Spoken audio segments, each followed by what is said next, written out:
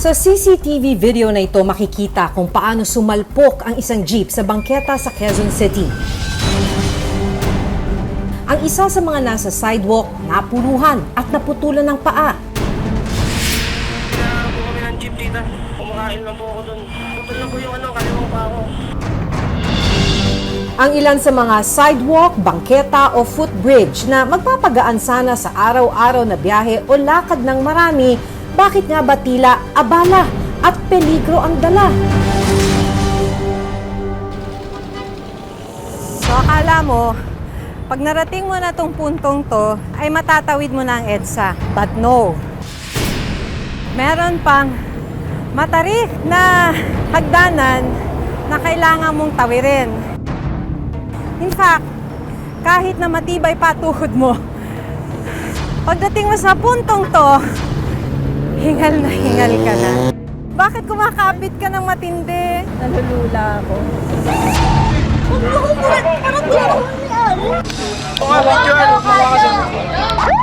Yung mga bumbero, papasok! Palisin nyo yan!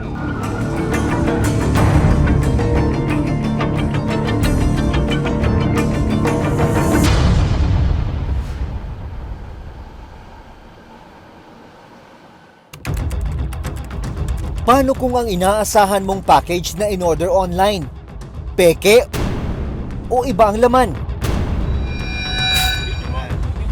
Sa Bulacan, laking gulat ng isang lalaki nang ang inaasahan niyang package na dapat ay cellphone, bote ng gamot ang laman. So may mga binuksan kami dito. Ayan, tingnan nyo ng box. Napakapakita ng box. Kasi wala na siyang laman. Ang seller naman na ito sa Maynila, laking panghihinayang dahil ang mga sapatos na in-order sa kanyang online shop nag-return to seller o bumalik sa kanila nang walang laman. Paano ito nangyari? At saan napunta ang mga sapatos? Nahuli naman ng mga otoridad ang ginagawang modus sa isang online seller.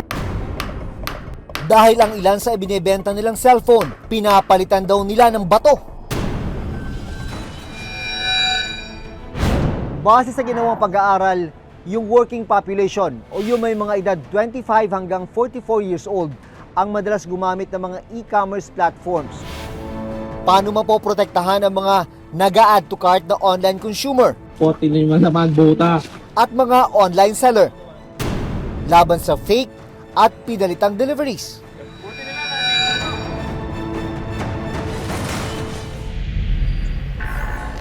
Enero nitong taon, makikita sa CCTV kung paano sumalpok ang isang jeep sa isang bangketa sa Fairview, Quezon City. Isa sa mga biktima, si Ken, 21 years old, na nagpi-fishball lang noong mga oras na yon.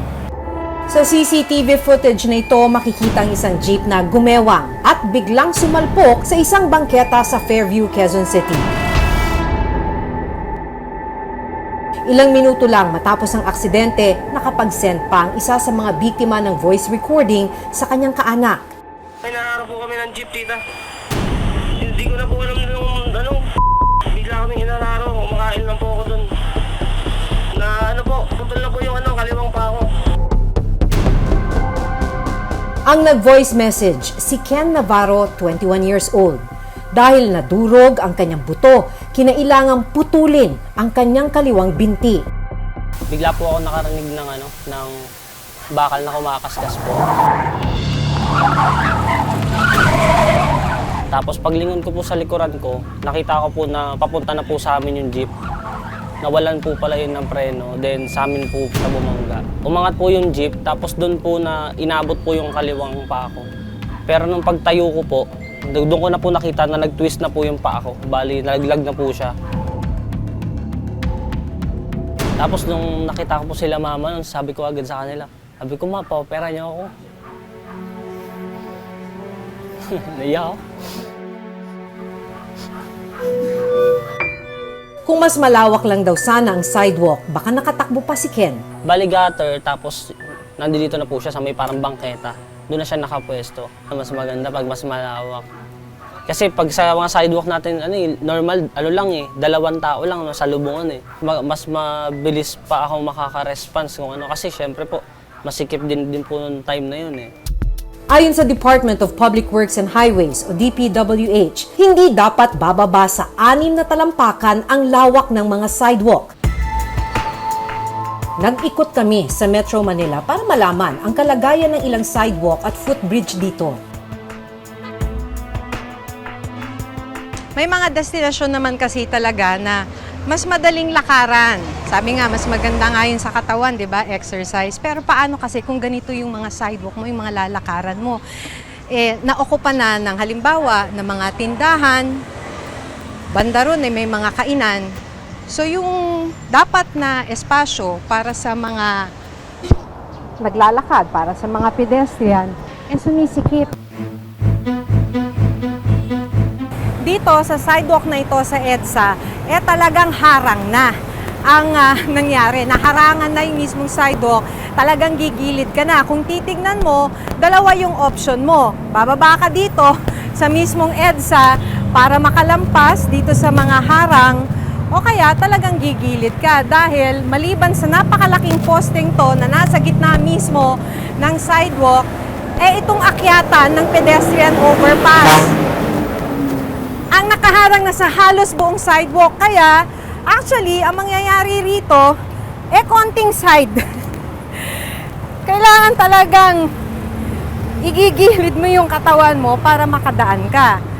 Mula rito, pagkatapos mo ng daanan itong masikip na portion na ito ng sidewalk, para makatawid dun sa kabila, aakit ka naman dito sa pedestrian overpass na kung tawagin na nila ay Mount Kamuning na sobrang tarik nung hagdanan.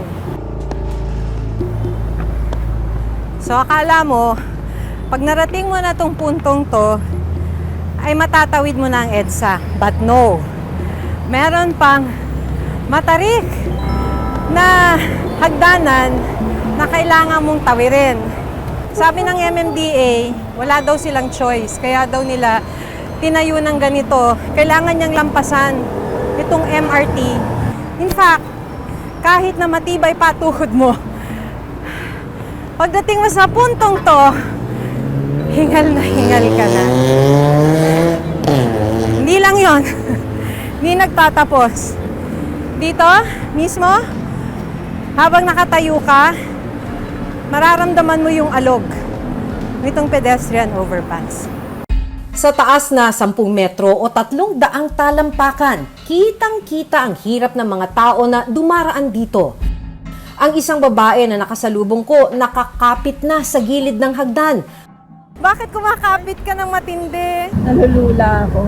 Kasi medyo wala po yung mata ko sa taas pa. Bakit ka napilitang umakyat dito?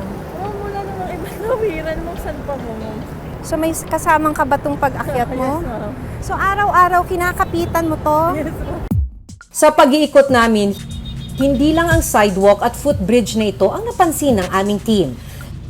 Sa halip na umakyat sa footbridge na ito para ligtas na makatawid, pinipili ng ilang pedestrian na makipagpatintero sa mga dumaraang sasakyan sa main road.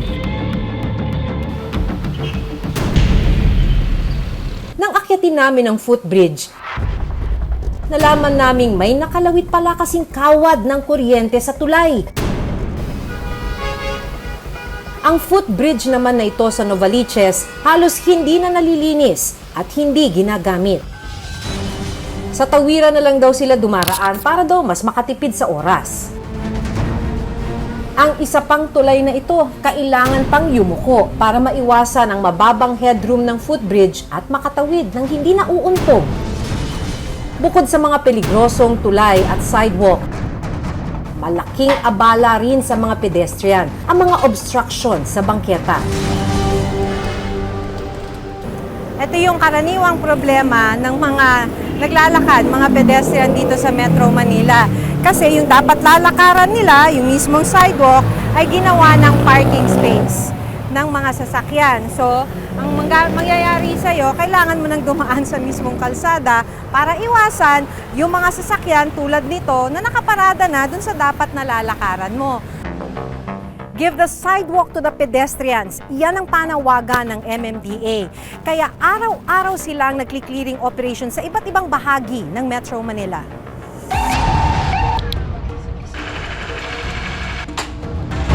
Boss!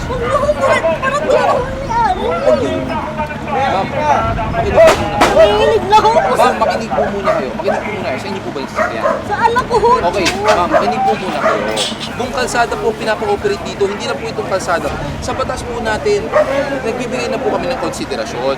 Kasi wala po sa batas talagang 5 minuto. Pero hindi nyo naman po kami pwedeng sigawan kasi nagpapatupad lang kami. 12, pwede kayo magpa... Alas 12, dito. Sir, ano pong sinabi ko?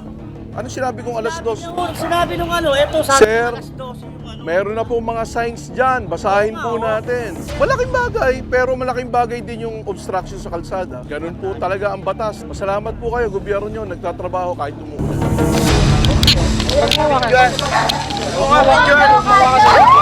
Habang ginagawa ang clearing operations, isang truck ng bumbero ang napansin naming hindi makadaan dahil sa mga nakaparadang motor at sasakyan sa hindi tamang paradahan.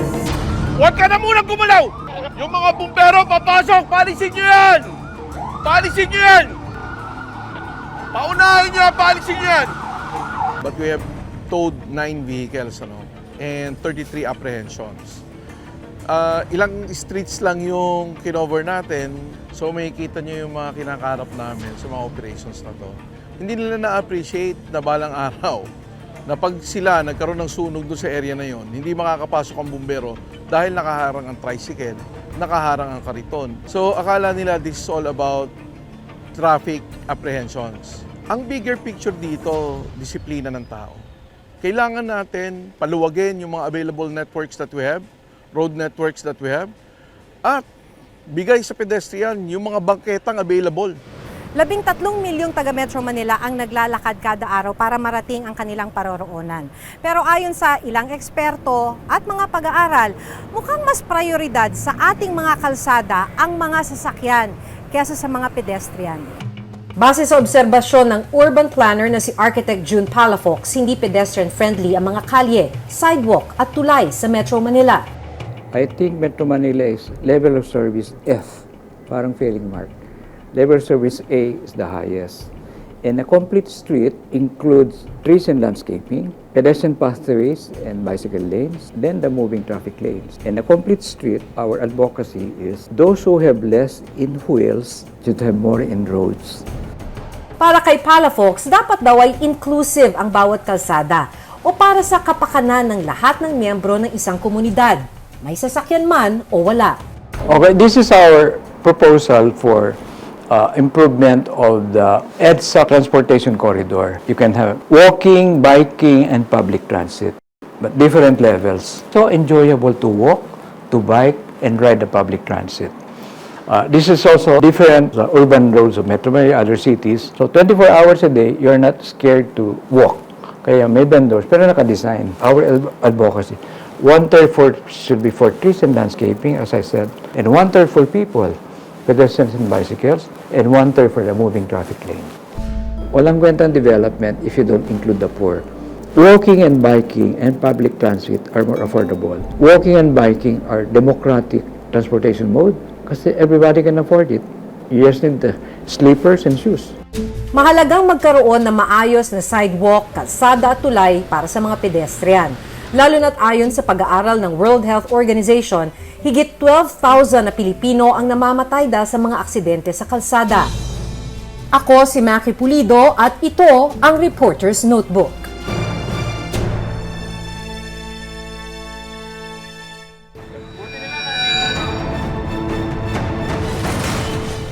Parang kahon lang ang laman ito.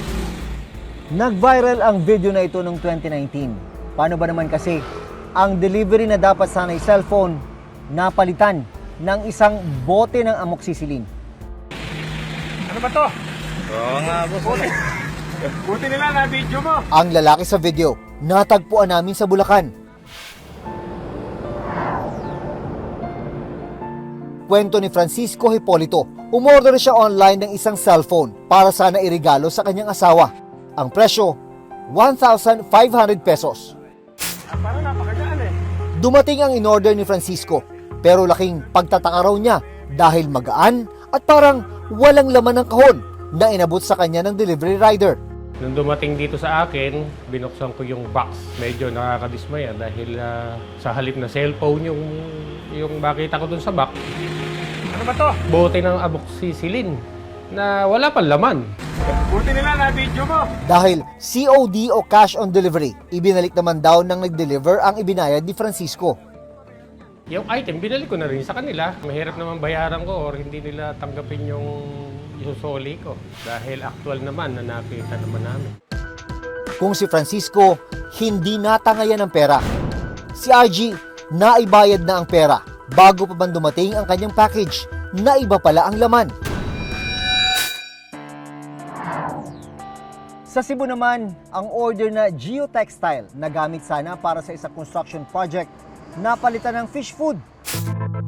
2,680 pesos ang ibinayad ni RG para sa order. Nag-order ako ng 4 na set na geotextile. Ginagamit namin yun for construction, for drainage, mga slope protection para sa tubig. Mauni, gi-scam yun.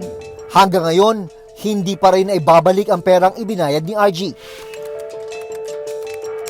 Lumalabas din sa datos na nasa mahigit 73 milyon ng mga Pilipino ang mga online active users. Bumibili ka ng mga products online, paano pag-iingat ang ginagawa mo na hindi ka mabiktima? Sa mga comment ng mga buyer. Hindi maganda po, sir. Bakit? Minsan kasi hindi ko naman kasi po, sir, na alam na may fake din doon na Produkto? produkto.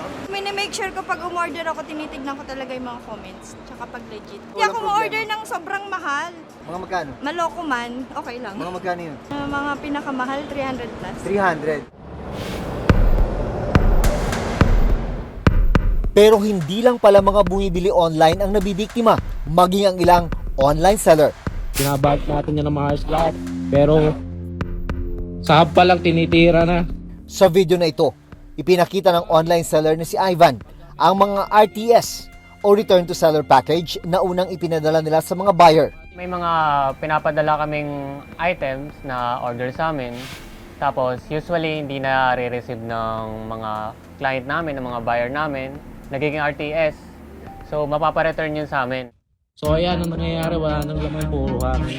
Ang mga package kasi na dapat sana ay sapatos ang laman, ibinalik ng mga customer dahil walang laman ang dumating sa buyer. Meron ding mga pagkakataon na ibinalik ng mga customer ang sapatos dahil mali ang size. Pero ang problema, babalik ito kina Ivan nang walang laman. Saan napunta ang mga sapatos? Nangyayari, bago return sa amin, iba na yung pagkakabalot sa bago namin ipadala. Tapos pag bukas namin, iba na yung laman. Kumbaga ninanakawan kami. Suspecha niya, sa delivery hub nangyayari ang pagtatanggal o pagkuha sa mga sapatos. Parang magkakonsabay sila eh. Tapos doon sa loob ng hub, papalitan na nila yung item bago nila ipadala sa mismong receiver. So ninanakaw na nila. Ayan, buta. Sa isa pang video, ang mga brand new na sapatos, pinalitan naman ng mga lumang sapatos. Maraming RTS na dumating, 10 piraso, 4 lang dun yung okay na dumating mismo na sapatos talaga. Tapos the rest, mga gamit na sapatos na. Nauna nag-file ng complaint sina Ivan sa isang shopping platform at sa delivery hub. Dapat actionan nila yung sa mismong hub kasi dun mismo nagkakanakawan. Dun talaga yung problema. Darating sa buyer, mag-message sa amin, kaya nahinala na medyo magaan daw, so hindi na receive, matik RTS na. So ayan, ang nangyayari, wala nang laman, puro ha. Bilang negosyante, malaki raw ang epekto ng mga ganitong insidente sa kanilang negosyo. Kaya bilang pag-iingat, binago na raw nila ang paraan ng pagbalot ng kanilang mga produkto. Nalagyan na namin ito, strictly no video, no return, no refund. Para yan sa mga receiver namin, para may depensa sila kung sakaling iba na yung laman na marireceive. Para naman may patunay din sila na napalitan talaga yung items nila. So, una, yung mga balot namin, nilalagyan namin ng fragile. Ngayon, ito na, simple na lang, kumbaga, hindi nila akalaing sapatos yung laman. Susunod, nahuli naman ng mga otoridad ang ginagawang modus sa isang online seller. Dahil ang ilan sa ibinebenta nilang cellphone, pinapalitan daw nila ng bato.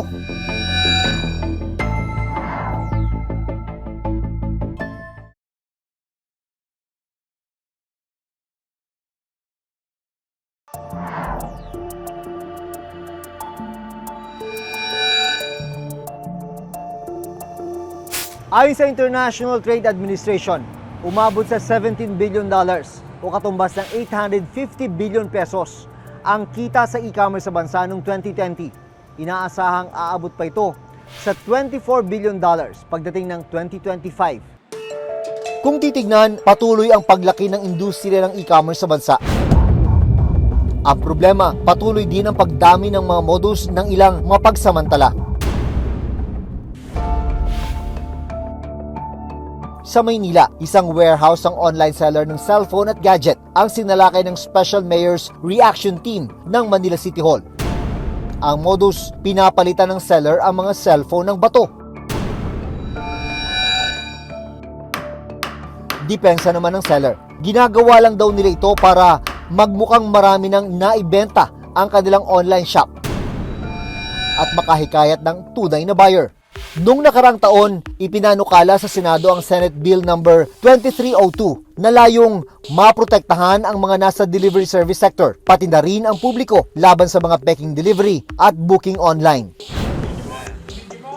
Maging mapanuri kayo. Pagkatapos na masuri nyo yan, talagang nagkaroon na ng lukuhan. Huwag ka kayo papayag na right in there, pag na-check nyo, huwag mo kayo mag-alala, i-refund nyo na lang, tapos iiwan sa inyo. Ang nakikita ko dyan, talagang magkaroon ng batas na lahat ng magbebenta sa online, okay, dapat nakarehistro sa atin. Paalala naman ng Department of Trade and Industry o DTI, kilalaning mabuti ang mga seller online bago makipagtransaksyon at magbayad. Sana alam niya ang identity, totoong pangalan, tirahan, or lugar ng pinagnenegosyohan at sana tingnan na rin nila kung may registration ito. Patuloy din daw ang DTI sa pagpapanagot sa mga nambubudol online. We penalize them with yung value ng produkto talaga na binili at may fine pa na kailangan nilang bayaran.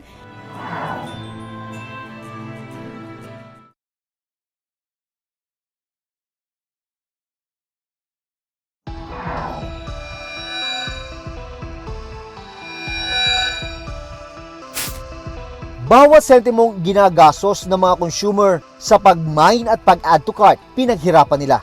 Kaya dapat lang na mahuli at maparusahan ang mga nambubudol at sangkot sa iba't ibang modus online. Hanggang sa susunod na Sabado, ako si Maki Pulido. Ako si Jun Veneracion at ito ang Reporter's Notebook.